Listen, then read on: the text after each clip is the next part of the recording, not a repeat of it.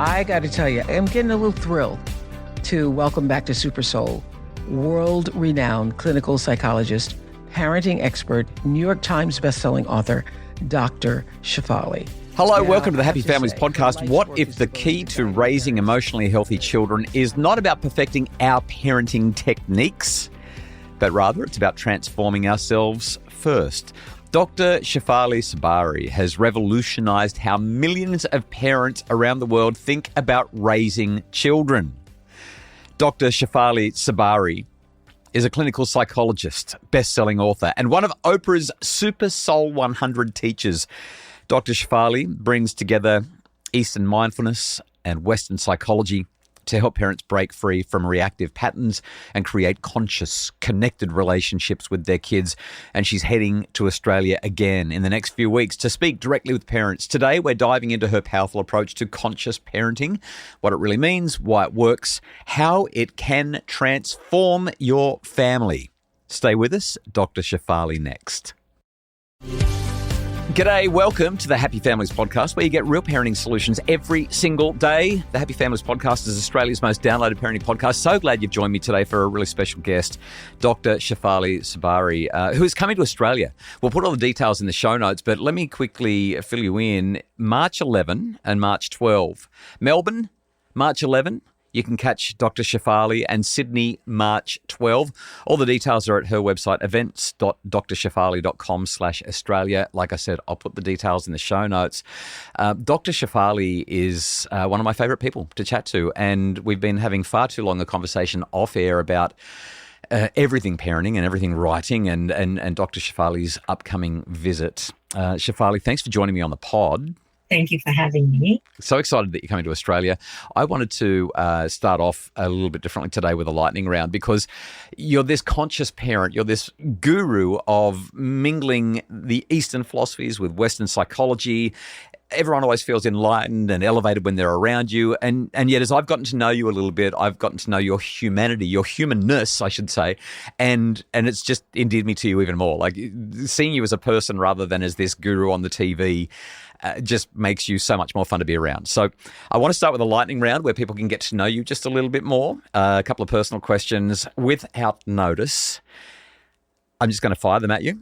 Hit me with your answers as briefly as you can. Are you feeling okay about this? You're looking nervous? No, I'm ready for you, Justin. What's one parenting rule that you broke with your own daughter that you're kind of glad you actually broke? Wow. Well, for the longest time, I lived by this rule that I couldn't show my weakness. I couldn't show my vulnerability because I needed to be strong for her. And I never wanted her to take care of me. I teach parents, take care of yourself, heal yourself. Don't let your daughter or your son become your therapist or your best friend, or, they are not here for that. And then very recently, my daughter's now almost 23. I literally let that fly out the window, and I broke down and I kind of vented to her about something personal in my life. And I told her to kind of what kind of advice would you give me? And I did it kind of in a desperate way, which is so against my ethos. And in a weird way, it kind of humanized me to her and made her kind of feel like she gets to be Dr. Maya and, help me.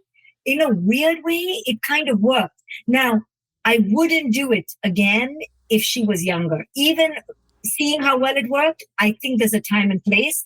And I am shocked how much it worked, but I don't want to advocate other people doing this. I think there's a time and space, but it really worked for me. Yeah, I love that. If you could uninvent one piece of advice that's done the most damage, what would it be? I think people misunderstand this whole kind of validate your children. Yes. And yes. Then we overdo it, and now we've created fragility. And I want to scream when people do that, and they mistake conscious parenting, which I'm known for, to be this kind of overly validating, overly gentle kind of approach. But they've messed it all up in their heads, and they've confused it to mean over permissiveness. And we over validate to the point of condoning bad behavior. Yeah, You know? or just letting it slide and sitting in there and saying, I've got to be my child's therapist. I've got to sit down and do all this emotion work with them. And sometimes they don't need that, right? Right. And or becoming endlessly apathetic and not speaking up for negative behavior. You know, there's a difference between the behavior and the person. And I think we fuse them together, and we end up, you know, because we want to validate the human being, we end up validating the negative behavior and actually perpetuating the cycle. I feel like there's been a backlash as well to that quite damaging advice, or that misunderstanding of the advice around validation. And we're hearing about it all the time now, the FAFO style of parenting that seems to have exploded recently, F around and find out, right? Where parents are saying, well, I'm not going to be gentle with you. You're just going to do the wrong thing and you're going to cop it.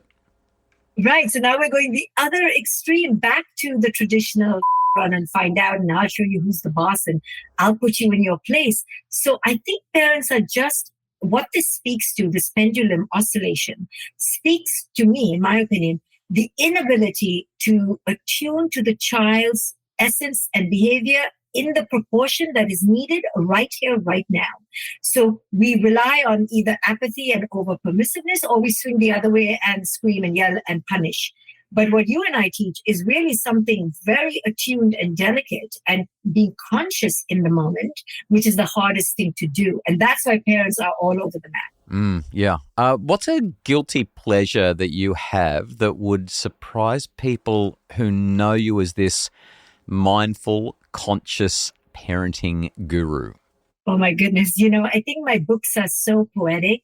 And when I'm writing, I truly enter some flow state of some poet. And I do write poetry. I write beautifully and eloquently. And then when they come to hear me, they're shocked that I can cuss and swear like a sailor. And oh my goodness, you should see people's devastation. They're like, oh my God, I put you on this pedestal and you were just so regular. and I feel so bad, but sometimes I can swear.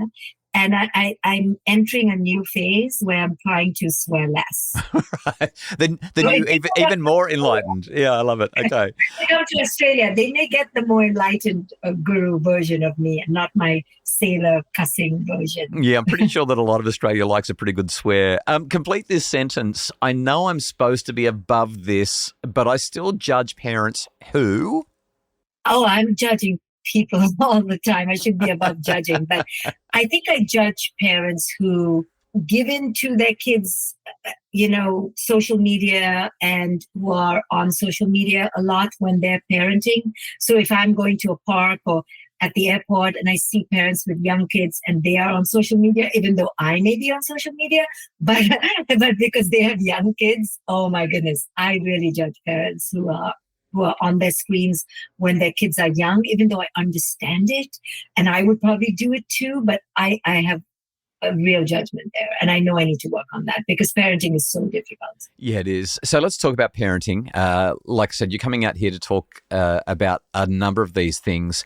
I want to talk about the conscious parenting work that you've been doing for so long now.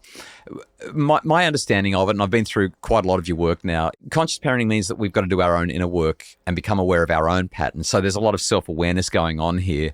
But a lot of parents are really stretched thin. They're working, they're managing households, they're dealing with their own unprocessed challenges from earlier in their lives, and they're also dealing with the carnage and chaos of raising their own families. How do you respond to parents who say, I barely have time to have a shower, let alone sit down and meditate on my childhood wounds and do the self-healing and the inner work that I'm supposed to do so that I can be a good parent? Like, what's the minimum viable threshold of self-awareness that can still make a real difference? Just entering the present moment, you know, bringing the attention to the present moment can change everything. Most of us are so busy, but most of our busyness comes from a chaotic mind. A mind that is so distracted and so overstimulated and overscheduled that it's constantly either regretting the past or living in the past, ruminating about what has already happened, or obsessing and worrying about what is going to happen. And that makes life worse. That makes your life more stressed. So I really teach parents the skills to enter the present moment, because if you do, half your stress and half you're like, oh my God, I have no time, goes away. Yeah. So we're working against ourselves by not learning to be present. Conscious parenting is not only about being aware of how you're projecting your own self into your child's lives, but also about how you are not in the present moment. So we all have time to be in the present, because the present is where everything is happening. So I dogmatically teach parents how to train their minds to enter the present moment, because the reason for their perpetual misery, chaos, and stress is because they are not in the present moment. So you don't have to heal yourself completely. You just have to see yourself in the present, projecting your garbage, your anxieties onto your child. I mean, just today I did it with my daughter, and she backed me. She's like, "Hey, back off, mom. This is a you problem." And the minute she did that, my anxiety evaporated, we bonded, we connected, and I realized I was creating chaos, and I didn't have to. So it's not about healing every wound that happened from age 5. It's about seeing how it is operating in the present moment. And it's super powerful and super transformational. I love that you said that. Just thinking about what you've said right there. I was driving one of my kids to school this morning, my 15, soon to be 16-year-old. And so much of what she's going through right now, I want to personalize. It feels like everything's defensive. Everything's an attack. It's like I can't talk to her without her being really, really elevated and agitated. And I raised that with her, and guess what? She got elevated and agitated. She was really upset that I was even raising it and saying that I didn't know what I was talking about. And I found the whole thing really ironic. And I've been puzzling over it all day. And listening to what you're saying just now, it's kind of like, well, actually, this is not about me. This is about her. And if I can be in the moment the way you're talking about, let go of all of the other stuff, then I'm going to be a much better dad to her. I mean, she got out of the car. She didn't even say goodbye to me. And I was thinking, that's it. I'm not taking her to school anymore. I don't want anything to do with her. She's driving me crazy. We need to take a quick break. But after the break, let's talk about ego. Because right, I mean, this is your thing, right? Ego played such a big role in the way that interaction with my daughter went poorly today. And I also want to talk a little bit about boundaries, because this is another area that parents often will struggle, especially with some of your concepts. And just to give people a sense of what you're going to be talking about when you're here in Australia, I think these topics will be useful. Stay with us. Both of those things are coming up next.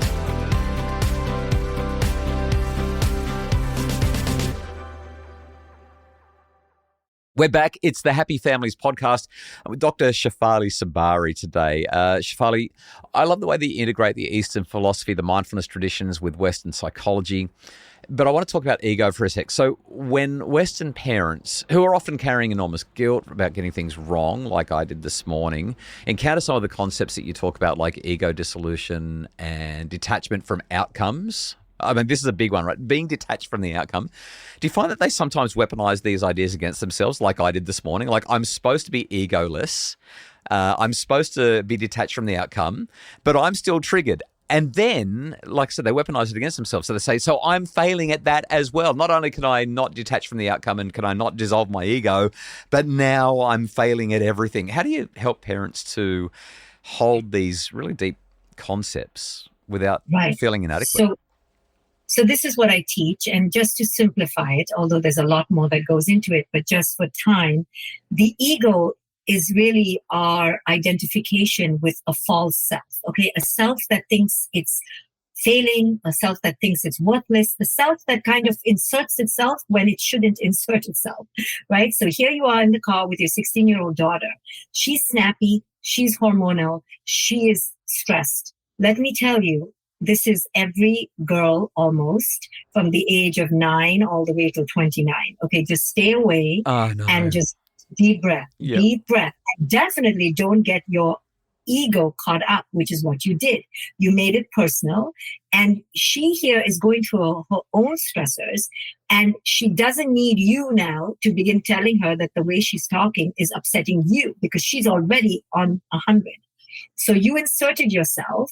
Instead of deep breath, let her have her moment. You can reflect back and say, I see that you're not in a mood or space or energy to really now manage my feelings. So I'm just going to step away. I'm going to put my ego on the side. I'm going to put me and my needs on the side and let you be, and let her be. And then you did the double whammy of like, oh my God, I am such a bad parent and I am failing. So we do this spinning out of control with our ego. And parenting is such a powerful teacher, especially parenting a teen, because you get to see how you keep inserting yourself instead of truly helping them. The best help we can give our children is to either let them have their feelings and then create a reflection. So we can reflect to them. I can see that I'm stressing you out. I can see that every time I talk, your shoulders are tensing. You can just reflect in the present moment. And that is so powerful. You're not judging it. You're not asking them to change. You're simply reflecting. I'm getting a sense that every time I breathe, you're having a physical reaction. I can see you grunting, snorting, rolling your eyes. So I'm going to take that as a signal that I need to back away. How respectful, how lovely, as long as we do it without judgment, right? Most of us cannot do it without judging because our feelings are getting hurt. But just in the reflection, in the present moment, is the greatest therapy and a sign of respect. Listen, I want to respect you. So please tell me when we can talk where I'm not annoying you. I think I'm annoying you, so please tell me when. And your child will both be able to self-reflect, hopefully, and self-correct. And you don't have to be the bad guy. And you don't have to get into the ring with them. And then the second thing about self-flagellation, it's really pointless because that's our ego's way of saying, I should be a better parent. I should have done it differently. But really owning that right now I don't know how to react, right? So we can just say, guess what? I don't know how to deal with a 16-year-old girl. And soothing yourself and having compassion with yourself. You are not supposed to know, Justin, even though you are a parenting expert. And I've done it 5 times. This is my 5th time through, right? But this is a different girl. This is a different child. Yeah. This is a different moment. And the best thing I've learned, and I help parents with this is, and I said it just the other day to my daughter, I am so sorry. I don't know what to do right now. That is so powerful because it's the truth. The ego acts like it should know, but the truth is we don't know. And going to a child, especially after the age of 14, 15, and telling them, I really don't know how to react right now, and I would love your help and your guidance. They love that. They because what they don't like is when we act like we should know, and they can sense our ego more than anything. So really getting raw and honest, but staying close to the present moment is the answer. The answer is found in the honesty of the present moment. Hey, I'm seeing that every time I speak, you seem to not appreciate it. Help me. What am I getting wrong? Right? How powerful, but staying close to the present moment. So funny hearing you say this because A, this is what I teach other parents. And I know this. And B, in spite of the fact that I know this and teach other parents this and agree with everything you're saying, that part of me that we're actually talking about is still saying, yeah, but you should have done better because you do know better. Like it's so powerful, isn't it? The way that it pushes through and creates that response. Really, really impactful. I love listening to you. I needed this session today. I mean, this podcast was not about me, but thank you so much for making it about me. I want to ask just one more question. It's something that parents struggle with so much. And your framing on it is quite similar to mine. So I often say to parents that parenting is about parents. If it was about children, we'd call it childrening. So one of your central ideas is that children are our greatest teachers, and as we learn from them, we can become better people ourselves, we can heal ourselves. But there's also a bit of tension there because parents need to provide structures and boundaries and leadership. Like we can't just follow our children's lead. This taps into what you were saying before with one of our greatest mistakes being that we validate our kids too much and we've gone too far into that gentle side of things. So how do you help parents to navigate that tension where our children are being resistant or difficult, and that could be a mirror for our own inner work, or maybe it's just developmentally appropriate limit testing that requires a firm, confident parent to step in and say, this is not about my ego, this is not about my inner work, this is just about you doing the right thing and being socialized appropriately. How do you navigate that tension? Well, in all my work with parents, because it's so confusing, I've made it simple, but you tell me if there's nuances that I'm missing. But the way I look at it is, if it's got to do with harm, harm to the brain, harm to the body, harm to your friend, harm to society, harm to grandma.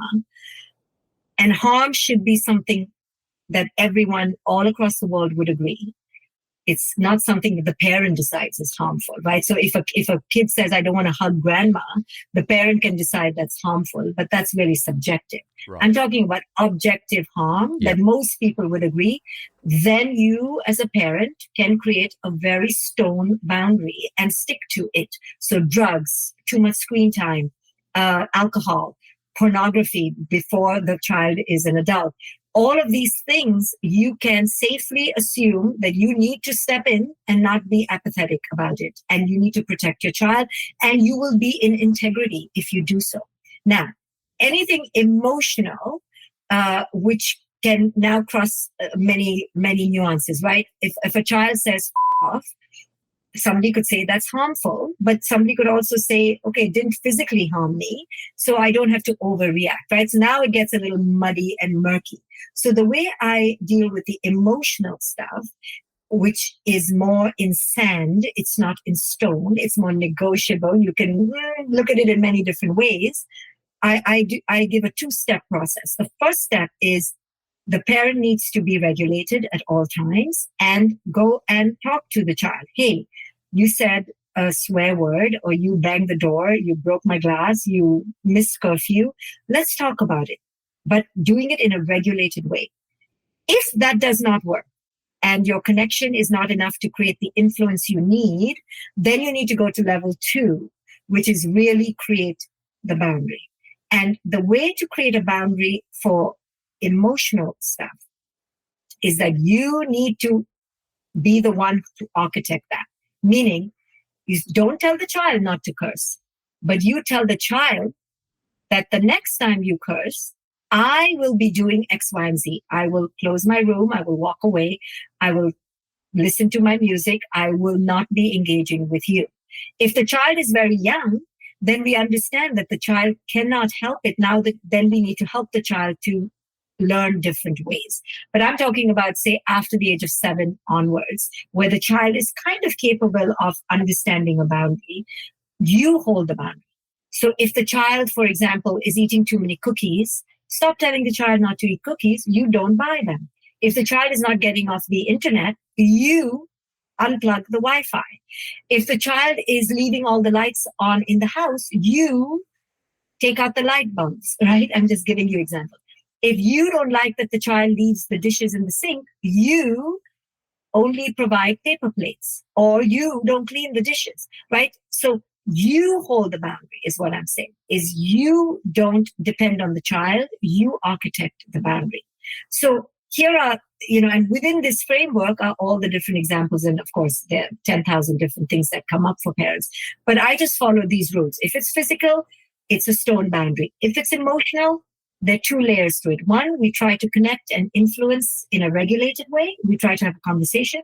If that doesn't work, then I take the boundary in my own hands. So if the child is going out at night and you don't like it and you're getting very nervous and the child doesn't come home, you try to talk to them. You either take away the keys, or you tell them that now I cannot engage with you for the next few days because you're not appreciating the danger here. And I need to disengage from this relationship till you understand how serious this is. And if the parent says, well, nothing works, then, Justin, we have an even more serious problem. See, if no boundary works, that means the connection is completely severed.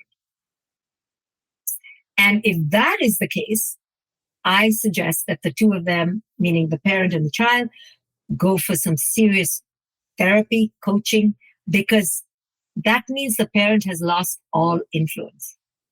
And no matter what we do, no technique will work because the child has simply lost trust in that relationship. They don't need the parent. And now the parent has lost all leverage. So for any parent listening, don't lose hope. There is a way to reconnect and recover, but you will need to do a lot more work, probably with a third person to help.